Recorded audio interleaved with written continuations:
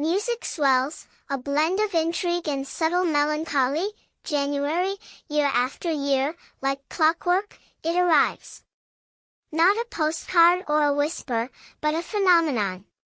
A bizarre, intricate online puzzle game materializes, spun from the digital ether by an enigmatic entity known only as 331.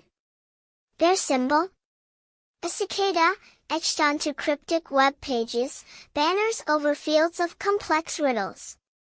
For 3 years now, this intellectual gauntlet has reappeared, drawing in minds from across the globe. The puzzles are not for the faint of heart. They are labyrinthine constructions that meld the arcane arts of cryptography and the cold logic of mathematics with the subtle clues hidden within literature, the shadows of data security, and the profound depths of philosophy. It's a mental maze designed to test the limits of intellect. And yet, the challenges are not confined solely to the virtual world. Physical clues, tangible artifacts, appear in the most unexpected, geographically diverse locales: the stark, frozen landscapes of the polar regions, the lush, tropical heat of Hawaii, the sun-drenched plazas of Spain, the vast outback of Australia, the bustling cities of Korea. It's a global scavenger hunt for the truly brilliant. 331 claims these masterful tests are designed to seek out the intelligent, the exceptional. But why? The silence from the puzzle master is deafening, intentional. Speculation runs rampant. Many believe these nearly impossible conundrums are not just games, but sophisticated recruitment tools, casting a wide net for hidden talents on behalf of shadowy organizations, perhaps the CIA, or MI6, entities with a vested interest in finding the brightest minds for purposes unknown. Music briefly fades, replaced by a low hum of digital static. The digital world, however, is not the only stage for bewildering events. In late August, a chill swept through the online community. An anonymous user on the forum 4chan began a systematic, chilling release. Hundreds of private photographs, never before seen, intimate moments stolen from the hacked iCloud accounts of celebrities. The victims, mostly high-profile women like Jennifer Lawrence, Scarlett Johansson, Kim Kardashian, and Kate Upton, were subjected to a deeply personal violation. Their private lives laid bare before an avid audience. The hack was a targeted attack, precise and devastating. Apple confirmed the breach, but the identity of the hacker, or hackers, remains shrouded in mystery. The FBI opened an investigation, but the case remains a stark reminder of the vulnerability lurking in the digital age. Music swells again, more somber this time. The world of the tangible offers its own share of inexplicable tragedies. In Mexico, nearly 24 high school students disappeared abruptly. They had been traveling to a protest, a voice for their frustrations, when police intervened, stopping their bus. In a baffling turn of events, the police allegedly handed the students over to a notorious drug gang. Investigators claim the gang then executed them. Yet, despite numerous arrests made following the kidnapping, including a mayor, his wife, and a local police chief, nearly 80 people in total, their bodies were never found.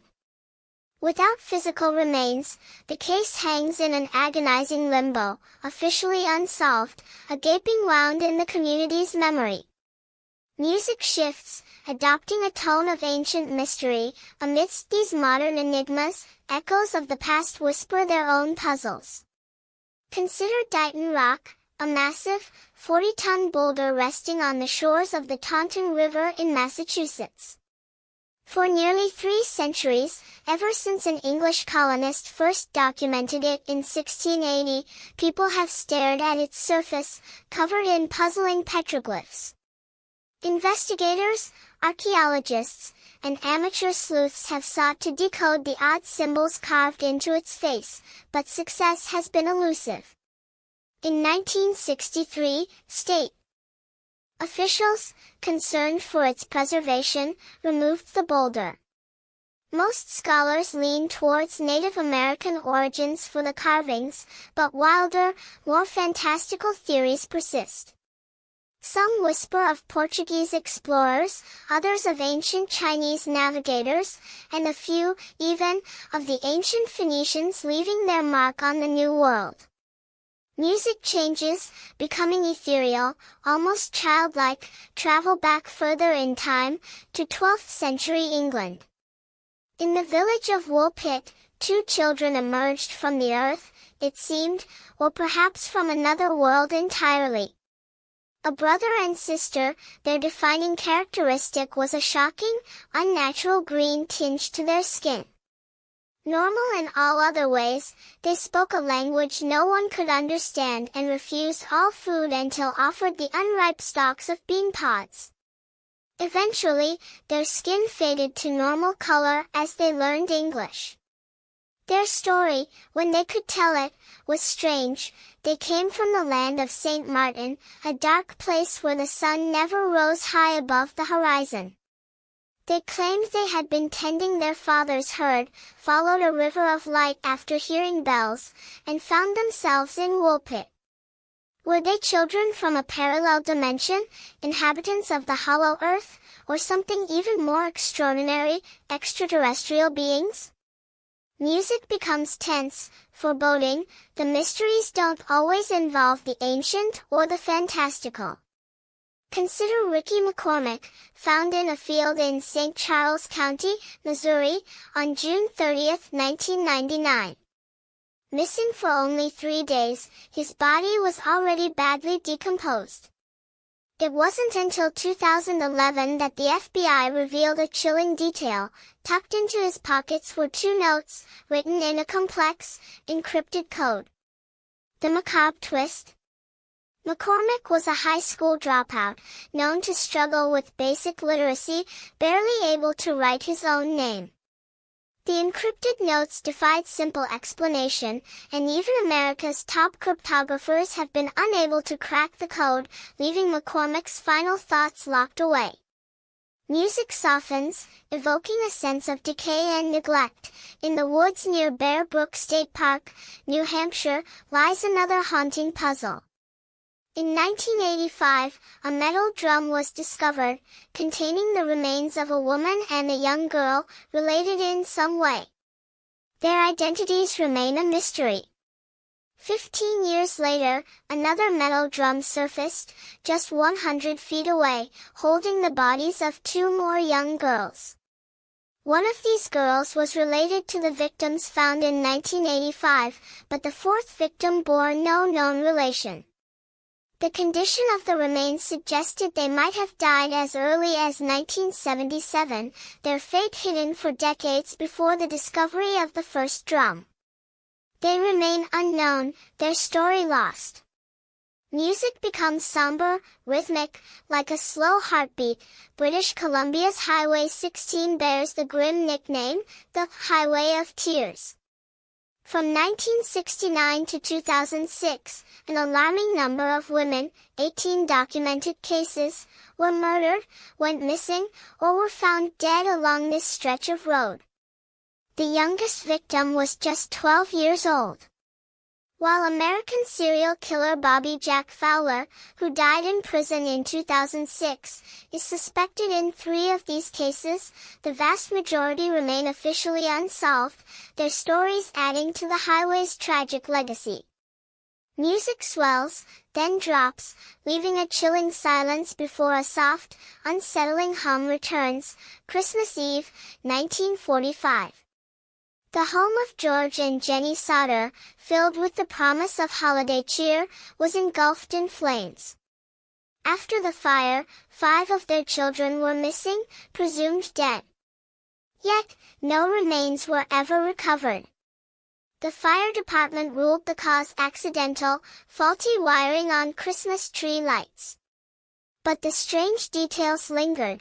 The house's electricity was still functioning when the fire began. 15 years later, in 1968, the Sodders received a bizarre note and a grainy photograph, allegedly from their son, Louis. The envelope was postmarked Kentucky, bearing no return address. Hope flickered, and they hired a private investigator to follow up. He vanished, never to contact the Sodders again. The mystery of the missing Sodder children deepened, veiled in a new layer of unsettling strangeness. Music builds, tense and unsettling, and then there is Long Island's Gilgo Beach, the site of another chilling saga. The Gilgo Beach killer, sometimes called the Long Island serial killer, is believed responsible for at least 10 murders, possibly as many as 17, spanning from 1977 to 2013. Most victims were sex workers, found brutally slain along a stretch of beach. But the grim tally includes an unidentified toddler as well. In 2009, NYPD detectives claimed they received a phone call from the killer himself, taunting them. They reportedly narrowed down his location to somewhere in the bustling heart of Times Square, launching a frantic search. Yet, he vanished, evading capture. To this day, the Gilgo Beach killer may still be among us, the open case is a grim testament to his elusiveness. Music swells to a dramatic peak, then slowly fades, leaving only an echo of mystery.